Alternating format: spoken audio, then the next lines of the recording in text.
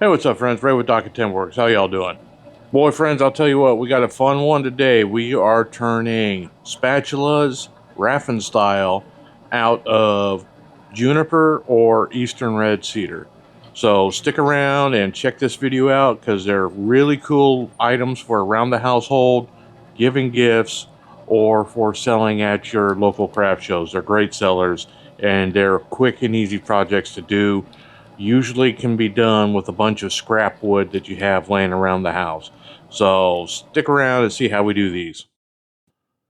As you can see, using red cedar or juniper, whichever you prefer, is almost like a cheat code. Look how beautiful this wood is.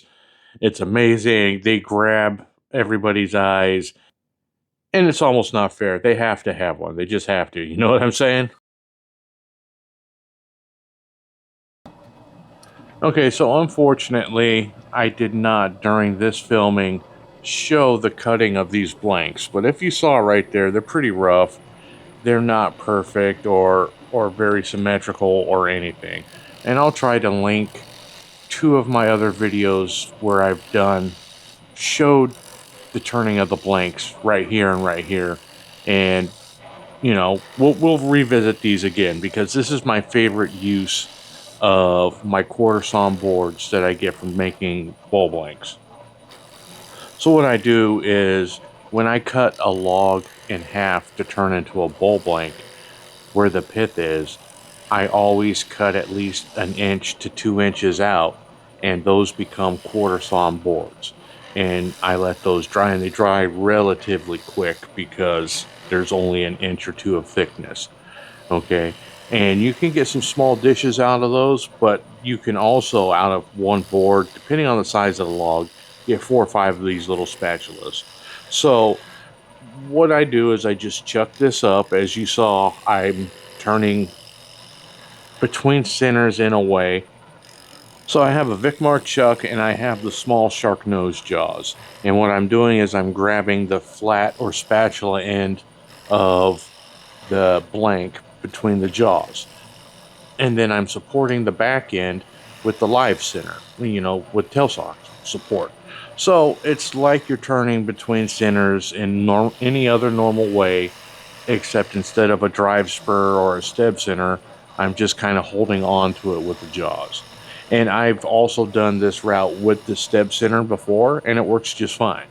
Uh, these jaws, I have them, and the blank fits in there nicely, and that's also the way Richard does it, so why not? And then what I'm using my big D-Way Tools 1 5/16 skew to do the majority of the work on these. Okay, now I'm not going to lie. The first time you try this, it's going to be a little bit intimidating, especially if you're not too familiar with your skew. Because the paddle end, you're turning a lot of air. There's very little material where you're actually in bevel support and contact, and there's a lot of air in between. In these instances, though, speed is your friend. And if you can turn at a relatively high speed, up as high as you feel comfortable with, and there's a lot of variables in this. It's your experience, it's your machine, it's the wood you're using, and there's feedback. You can tell if it's safe or not. You can hear the noises. It does kind of generate a lot of noise with the wind and the paddle motion. It's kind of, you're spinning a propeller on there almost. But when you glide across, and the best way I can say it is, it's turning basics, where you kind of just have your bevel riding against it, and then you lift your handle and you slowly engage the cut, and then you glide across there with your planing cut. It's smooth. There's nothing to it really. Now, the biggest hangup you're going to have is going against unsupported grain. So the second you start cutting uphill into in grain with your skew, you're going to get lifted fibers, which is tear out, or you're going to get a catch. So as you see, as it kind of comes down like an hourglass where you've got the two slopes coming together, if you get lazy or careless or carefree and you start going uphill, versus the other way, you're going to have problems. So sometimes the best thing to do is come down and make that V together and get that out of the way, and then come back and then smooth the rest of it out so you don't run into that wall of ingrain later on when you already have a nice surface. And as you can see here, it's already getting thin down at the thinnest spot, and I'm having to brace and support the piece with my fingers to reduce chatter and eliminate vibration that would give feedback into the piece, and that would give chatter marks or uneven cuts and rough cuts. So this is another thing where you have to feel this out yourself, and you have to figure out which technique is more comfortable for you. And this is a big probably turn off for a lot of turners that are new at this, is the idea of grabbing onto the piece while it's rotating. And it's not a firm grasp, right? You're not trying to stop the wood. You're not trying to firmly grab onto it. You're just trying to dampen some of the vibration that's happening. It really doesn't take a whole lot of support to dampen that vibration. If you've watched some of my other videos, a lot of times when I turn a bowl, I hold a paper towel while I'm hollowing the very top rim of the bowl to do the same thing, to keep it from flexing and vibrating out. And I've switched to a smaller skew, one, to try and get a finer cut, but you should be able to get just as clean a cut on with a bigger skew, but two, for practice. In a lot of my videos, I go over this, that I'm not an expert. I'm not a big time turner, and I'm still learning. I'm always going to be learning. But this is a radically different profiled skew than my other skew. The skew angle is much greater, whereas my big D-Way, it's not straight across, but I would say that it's only 15 to 20 degree difference from the high point down to the low point, where this one's probably more to 30 or 40. And I have to hold it at a much more intense or acute angle to the wood because of that angle. But what it does is it gives me greater view and access for when I try to roll beads, which is an area that I need a lot of practice at. I'm not comfortable rolling beads with the skew, and I usually default back to my spindle gouge. But here I'm kind of sticking with it and trying to smooth out this handle and get a nice contoured and profiled shape to it. But like I said, in a lot of my videos, at this point here is where I usually pick up the spindle gouge and go where I'm comfortable with. But most of my turnings, I'm not dead set on a production quota, or I have to fill this out and get this done. So I will spend more time than a guy like Raffin or Stuart Batty or anybody like that would take. And I just practice and have fun with it, and I learn the cuts and I learn the wood. You kind of have to be careful with this red cedar because it's a real brittle wood. If you get a catch with it, it's probably going to crack and snap. The wood is semi-dry, not completely dry like you would normally want, but I figure it's dry enough for the end result of this project. From my experience with this tree, at least, it seems to be a pretty stable wood. Now, people say it splits and cracks all the time. I haven't really had that happen too bad on me, but what I have noticed is it is very stable. It doesn't seem to warp and distort as much as a lot of other woods that I'm used to. So I figure with these paddles and these spatulas being semi-green, that they're not going to warp and distort, and they haven't. They've been dried now for 2 months or so, and they look just the way they are. And the thing with using a skew most of the way, I start at 180 and then 240, and then that's a good enough finish. That's quick, easy sanding.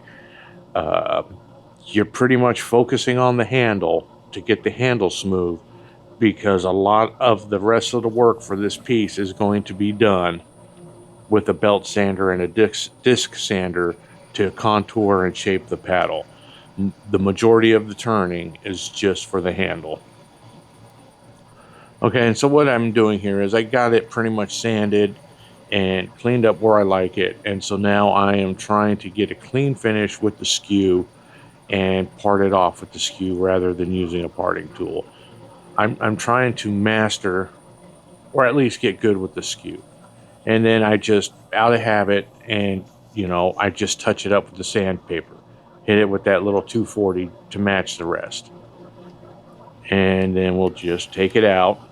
I got that little nub on there. That's fine. That'll come off with the belt sander. And then we put the next blank in. And over this course, I did 5 of these in probably about an hour overall. And I'll just show you the footage of 2 or 3 of these just so you get a feel of what I'm doing and going with. Because it's all the same. It's pretty much just production turning. Like I said earlier, speed is your friend on these, so I start these out probably 1700 RPMs until I get it squared up and round a little bit, and then I want to be turning about 2000 RPMs to get a good clean finish on these. These are small diameter pieces. That's a 2-inch jaw that's not expanded very wide. So at the widest, it's maybe 3 inches. Down at the handle, it's 1.25 inches or so. So it's not a large piece. And the speed really helps with the air gap and the unevenness of the paddle end and lets you, it's hard to explain. If you've ever turned a large bowl down at 300 RPMs or 250, it beats the snot out of you. It is not fun or enjoyable turning. And you feel every unevenness and rough edge as it's coming across, and every air gap, and when the wood is reintroduced. So if you can turn stuff like that at a faster rate, less feedback and harmonics is coming back into your body, and it's just a much more enjoyable turning. Okay, so up here, I'm not, it comes with feel. And I'm just putting the cut in. It's not really bevel supported, and they're planing cuts, and I'm just coming downhill. And you don't need to take a lot off the paddle. You're kind of just rounding the corners over and making sure that it's the same on one side as the other. The majority of the turning, and the important part, is right down where the paddle and the handle meet and the handle. This is where you have to stop and see if you have a good transition. You don't want a lot of flat edges down there. You want nice, round, fluent, no, congruent. You want everything to flow together smoothly. And it's another one of these things where it's just feel. It's time, it's experience. You stop at it, look at it, you see if you like it or not, and you take more off. I hate to say that, as, it's like, oh, you just get a feel for it as you go. But if you're like, well, this is my first one, how do I have a feel for it? So I hate using that analogy, but it kind of is. You just have to work your way through it and figure out what you like and what you don't like. And then you have to remember, okay, this looks way better that I did it this way than how I did it this way. And, I've done a dozen of these now over, my short turning career, and I found what I like. This was an experiment. These handles are a lot larger diameter than I normally go with. I have them a lot of times under, I'd say, about 3/4 of an inch diameter. They're pretty small, like kind of like kitchen utensils you would buy. This stock was on the thicker end, so I experimented with leaving a thicker handle. It feels good in my kind of big, meaty hands. I don't think it would feel as good in a grandma's hands. So that's another thing that you have to play with and see who you're marketing it for. I don't care. I like these things. I don't have to sell these. I'll have all of these sitting in my kitchen, and I'll use them until they're dead and done. I'm not trying to get rich off my wood turning. I do it as an enjoyment, and then when I get so many of them, done up, I have to sell them because they're sitting around the house. The wife's like, "Hey, you got to do something with this," and it's a way to fund your shop. Wood turning is expensive. Okay, it's really expensive. All the tools, the gadgets, the gizmos, they add up really fast. And this is a way to sell at your local craft show. I sell these for 25 bucks a pop. Is it going to make me rich? No, but it's something that's in the impulse range for somebody to buy. I'll even let them go for 20 bucks because everybody has a $20 bill in their wallet these days. Okay, $20 is the new $5. All right, it's just the way it is. Hundreds are the new 20s. It's just the way inflation and the times go. It's hard for somebody to just be walking around in a little farmer's market or a craft show to let go for $100 bowl. A $20 spatula, they can do that. That's why I make these a lot to bring to my craft shows, because one, they're eye catching pieces and everybody just picks them up and plays with them. They're like, these are so cool. How did you do this? It's a good topic starter, and it's a much easier sell than $100 bowl where everybody is like, oh, I don't have room for this. I don't have room for that. Everybody's got room in their either drawer or their container that they have all their kitchen utensils in. So, you know, try these out, friends. They are fun projects to do. I mean, they're fun. I like doing them. They're enjoyable. They use up scrap wood.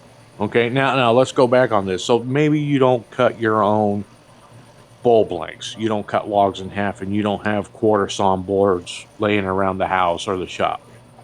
Well, you can go down to your local hardwood guy. I hope every region has a guy like this. They got him here around Detroit. There's a guy downtown, downriver, that sells hardwood. He goes down to Carolina, brings loads of woods back, and then sells them here. I've bought one or two pieces from him just because I like to, hang out and talk woodworking with local guys.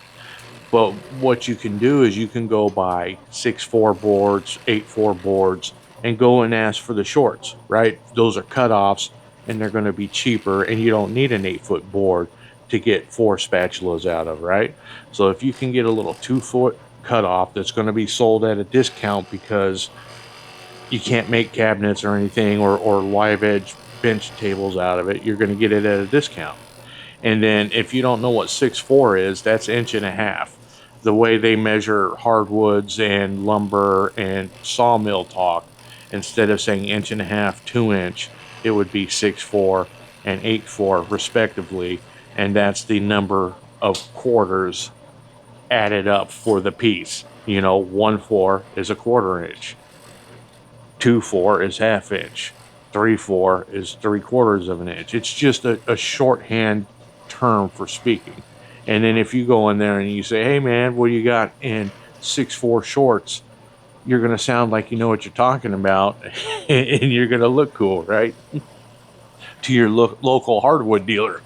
So you could get yourself a little 2-foot 6'4" board and probably get a dozen spatulas out of it if you want it. And I wouldn't guess that you would pay more than $10-15 for this board, and you can just go to town with it. You do need a bandsaw though.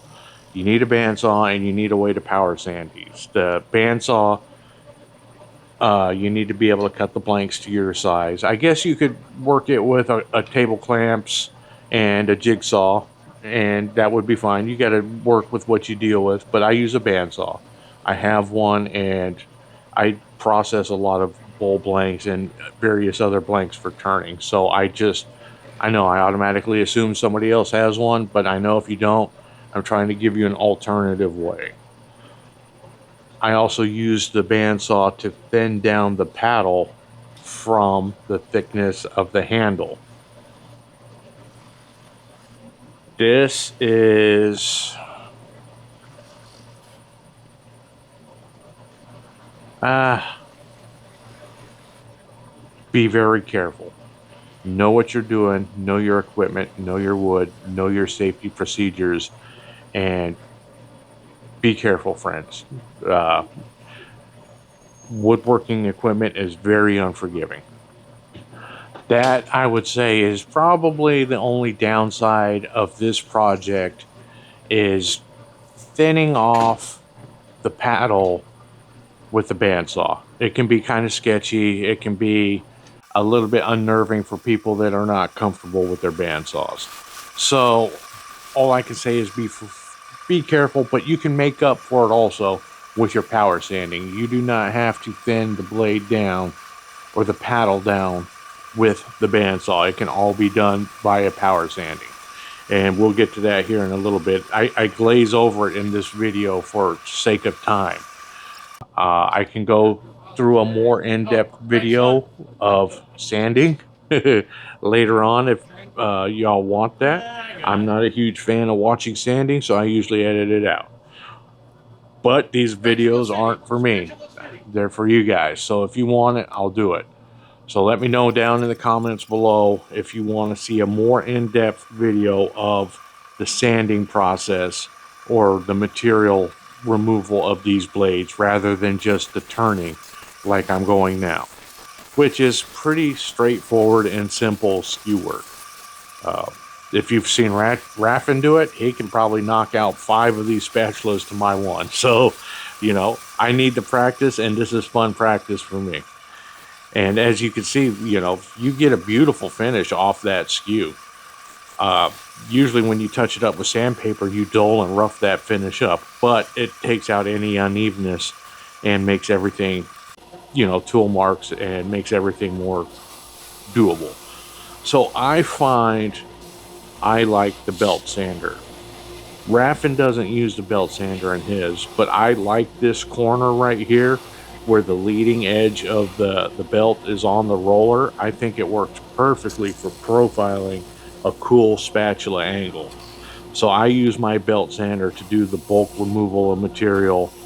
As you can see, I'm kind of tuning up the sides, tuning up the blade, and I use that rounded where the roller is to put a really slick looking profile. I like it on my spatula blades where they meet the handle.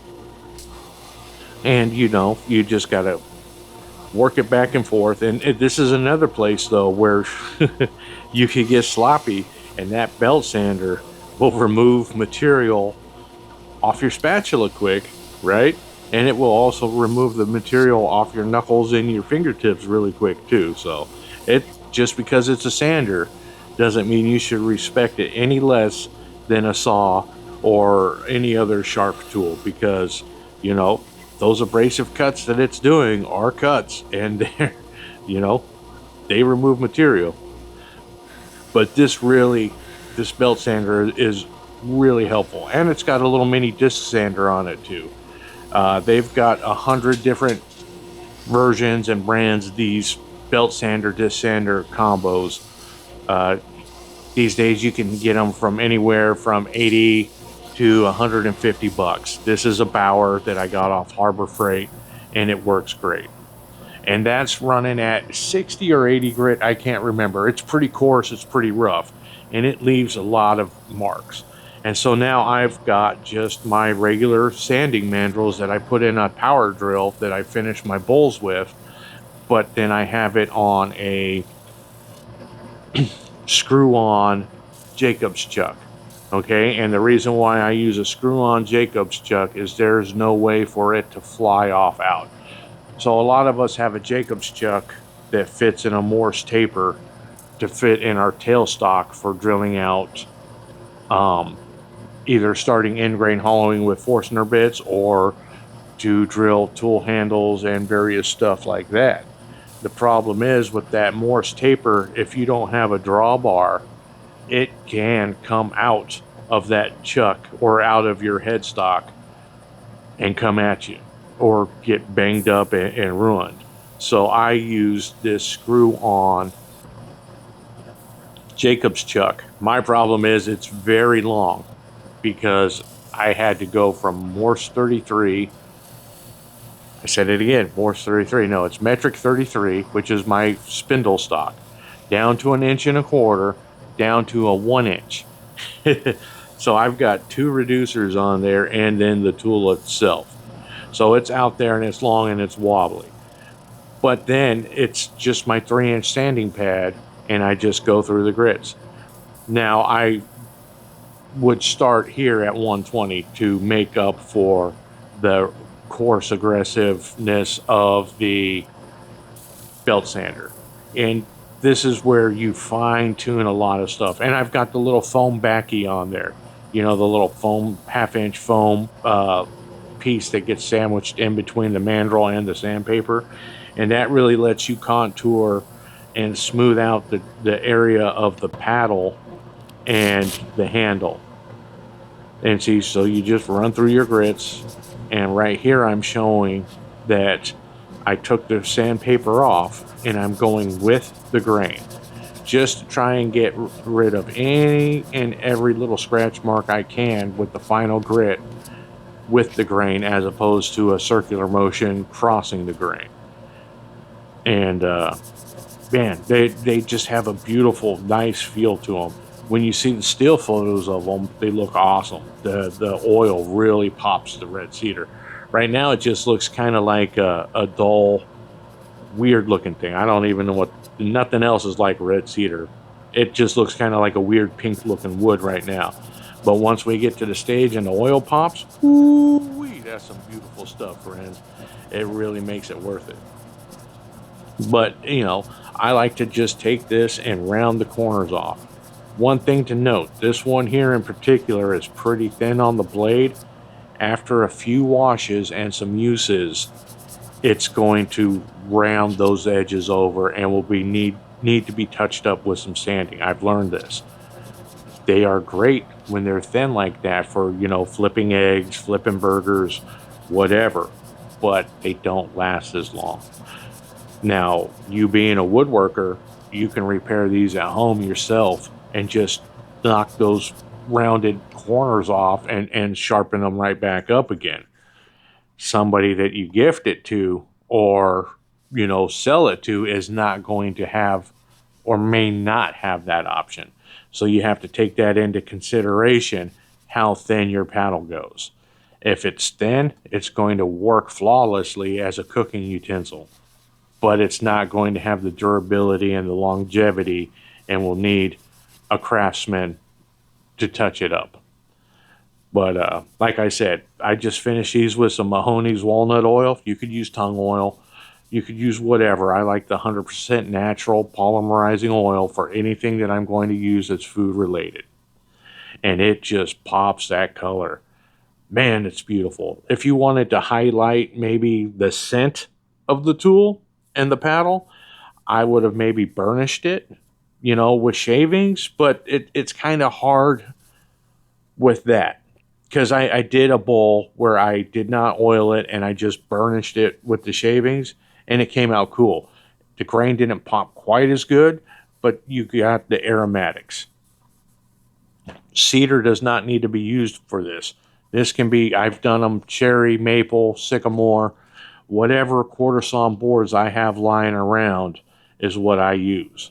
So I've got a bunch of oak quarter sawn boards that I'm hoping will look really cool here in a future video, because the oak quarter sawn, you get the radial medullary raised flecking in it. So they should be some really cool looking spatulas. Like I said, these are quickly becoming a staple in my wheelhouse because they're fun. As you've noticed, my kind of ADD, ADHD or whatever, not one of these looks the same. I just go and I have fun shaping them and making things wonky. Look how asymmetrical this one is. It's got hindsight 2020 criticism. The handle is too bulky for the paddle, but it's a cool looking piece, man. And it fits my hand well. This one, is more of a stir. That would be, I kind of had when I was making it, the idea of like scraping cake batter or biscuit batter or whatever out of a bowl. So that's kind of what I profiled it at. And I did not burn these lines in here. I just put a V-groove in with my skew, and so now I'm making sure I get oil all the way down in there with my fingernails and my thumbnails and the paper towel. And as you can see, once you really press that oil in there, you can see that mark without it having to be burned. So, I mean, burning them is fun, but as you can see how much shavings and everything I have on the floor, because I had earlier turned the bowls from these quarter sawn boards. I just didn't want to introduce any embers into my shop that could possibly be a recipe for disaster. Now, if I had freshly cleaned my shop and just turned these spatulas, I probably would have burned those burn lines. But that wasn't the case, and I, didn't want it to do. See, this one's hard to see, but there's a little bead down in there that I left in there. This one took long because I was playing with that bead, and it was a judgment call. I would do the bead, and I'm like, it's too tall. I would take it down. And then I was like, it's not tall enough. And then I had to take the handle and the spatula blade down. So this one took a long time to get that bead just right. And then it's got a little hollow in the sapwood that I just left in there. I didn't even fill it because my intention was like, you know what? I'll just keep it for myself. I like this thing. I'm not going to give it away to somebody. I'm not going to sell it so that somebody could criticize that little hollow in there. I'll just keep it at home. Why would I throw away that spatula or go through the trouble of trying to fill it with an epoxy and sand it and finish it and all that when I could just put it in my own kitchen and use it? You know what I'm saying, friends? I'm cool with factory seconds. I go and buy factory seconds and use them at the house all the time. Why wouldn't I do that with my own stuff? If it don't make up to par and it's not a grand slam, I'm not going to sell it and I'm not going to give it away. I'm going to keep it at the house and use it myself. Me and the wife get the seconds. So I hope you all enjoyed this video. It's wrapping down. I'm just showing the colors and the oil pop. Thanks for hanging out with me, and I really appreciate it, friends. Make sure to like, share, subscribe, and we'll catch you on the next one.